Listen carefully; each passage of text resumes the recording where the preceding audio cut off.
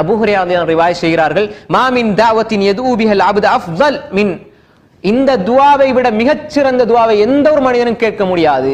அப்படி ஒரு துஆ, ஒரு மனிதன் கேட்கிற துஆவுல மிகச்சிறந்த துஆ இதுதான். இதை விட சிறந்த ஒரு துஆவை மனிதனால கேட்க முடியாதுன்னு சொன்னாங்க அபூ ஹுரைரா ரிவாயத் செய்றாங்க. என்ன துஆ?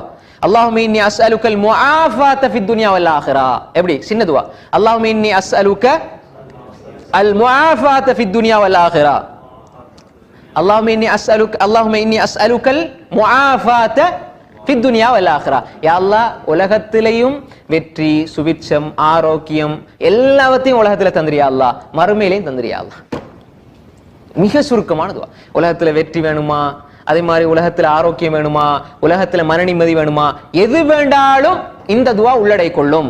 எனவேதான் அல்லாஹும்ம இன்னி அஸ்அலுக்கல் அஃவ, அல்லாஹும்ம இன்னி அஸ்அலுக்கல் முஆஃபாத ஃபித் துன்யா வல் ஆখিরা. இன்னொரு ரிவாயத்துல வருது அல்லாஹும்ம இன்னி அஸ்அலுக்கல் அஃவ வல் ஆஃபியான்னு வருது.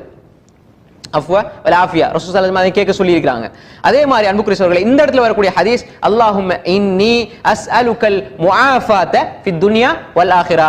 இது அபூ ஹுரைரா ரிவாயத் சுனன் இப்னு மாஜாவுல 3851 நபிமொழியாக வந்திருக்கிறது. இது சஹீஹான ஹதீஸ். அதே மாதிரி தான் இந்த துஆ முஆத் இப்னு ஜபல் ரிவாயத்தை இமாம் ஷௌகானி ரஹிமஹுல்லாஹ் ஃபத்துர் ரப்பானியுடைய 14 ஜுஸ் 5514 ஆசிரியா பதிவு இருக்கிறார்கள். எப்படின்னா அந்த அல்லாஹும்ம இன்னி அஸ்அலுக்கல் ஆஃபியா, அந்த முஆஃபாத்துக்கு விளக்கம் என்ன? ஆஃபியத ஃபித் துன்யா வல் ஆখিরা. யா அல்லாஹ், உலகத்திலேயும் ஆரோக்கியம் தந்திரு, மறுமையிலேயும் ஆரோக்கியம் தந்திரு. வேற ஒரு ரிவாயத்துல வந்திருக்கு. அப்ப எனவே அல்லாஹும்ம இன்னி அஸ்அலுக்கல் முஆஃபாத்துக்குள்ள அந்த ஆஃபியாவும் வருது. அது முஆத் இப்னு ஜபல் ரிவாயத். ஃபர்ஸ்ட்க்குள்ளது அபூ ஹுரைரா ரிவாயத். எனவே அல்லாஹும்ம இன்னி அஸ்அலுக்கல் முஆஃபாத ஃபித் துன்யா வல் ஆখিরা.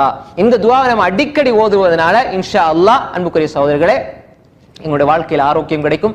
இதை விட சிறந்த ஒரு துஆ ஒரு மனிதன் கேட்க முடியாது என்று கூட ரசூல் ஸல்லல்லாஹு அலைஹி வஸல்லம் சொல்லியிருக்கிறார்கள்.